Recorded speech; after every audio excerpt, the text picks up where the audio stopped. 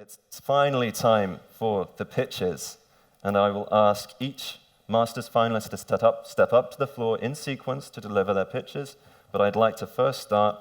Please, everyone welcome Nrupaja, who will be presenting her pitch on biodegradable waste management in her hometown in India. Please, a round of applause for Nrupaja.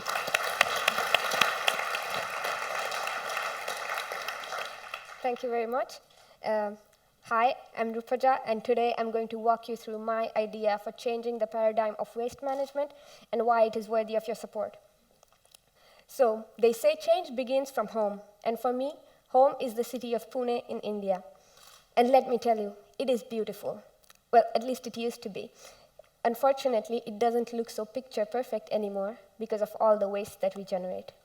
Cities in India generate huge amounts of waste every day, and 94% of this waste is dumped, untreated, and unsegregated.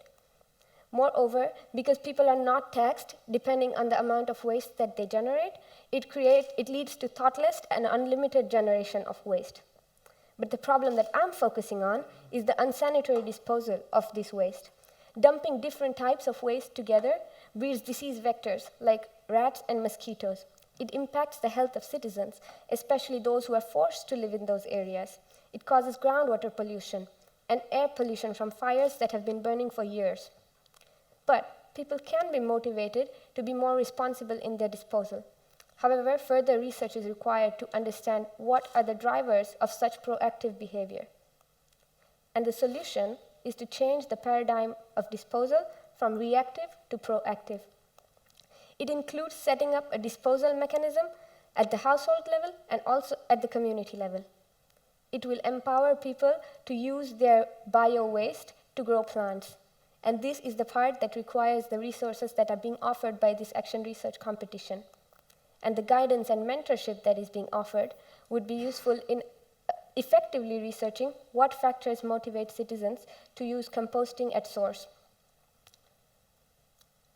So this is a solution that is for an individual level, but it can be implemented as a pilot for different neighborhoods, and it can also be scaled up to be a citywide project if done in coordination with other NGOs and the local government. And I believe that it will work because I have used this composting technology to grow my own food, which is fresh and organic. And another reason is because it's not a project that requires perpetual support. As more and more users are introduced to this, it is expected to reach a tipping point, then becoming a self-propagating concept. The idea of people taking responsibility for their own waste is a new one, and it requires all the attention, support, and resources that it can get, because the solution will have a high impact on sanitation and health. It is also a bottom-up approach for meeting the targets set by the Sustainable Development Goals, especially for Goal 11, which is sustainable cities and communities, but also for good health and well-being, clean water and sanitation, and climate action.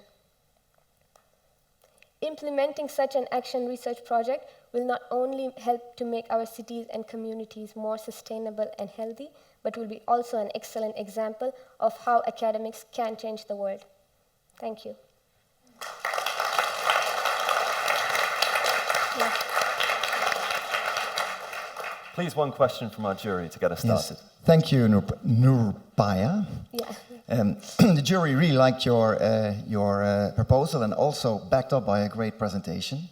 I have a question. So you said change begins at home. Also counts for me. When I put my plastic bags outside my door every month, I get a warm glow. So there is a reputation effect, the behavioral effect. Yeah. Have you thought in your proposal about the behavioral effects that may play a role to get people motivated?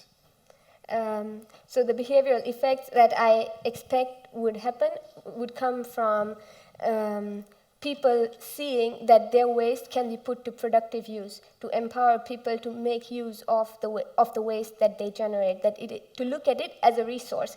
Because if different types of waste are dumped together, you not only waste your biodegradable waste, but you also waste your plastic, which cannot be recycled, your paper, your metal. So doing this, it would give a behavioral effect in terms of people realizing the costs of their actions.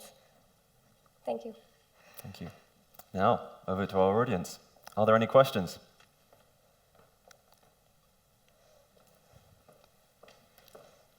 Thank you. Very nice project. One question is, what would you measure at the end of your study as a sign of change, of sign of success, or a positive result, should we say? Okay, so my idea would be to, for the number of people who would be supplied with this composting technology, to see how many of them are willing to continue with the composting, and whether that also has an effect in motivating others. Is there a snowballing effect? Is there a spillover? And that would be my measure of effectiveness or non-effectiveness. If all 10 users decide that they don't like this composting method and they would rather just dump their waste on the streets, that is also a good result for me, which can help me tweak the action part, which is in the true spirit of the action research. There's one right at the back there. He's had his hand up for a bit. Right at the back, middle. Yeah. She's coming, don't worry.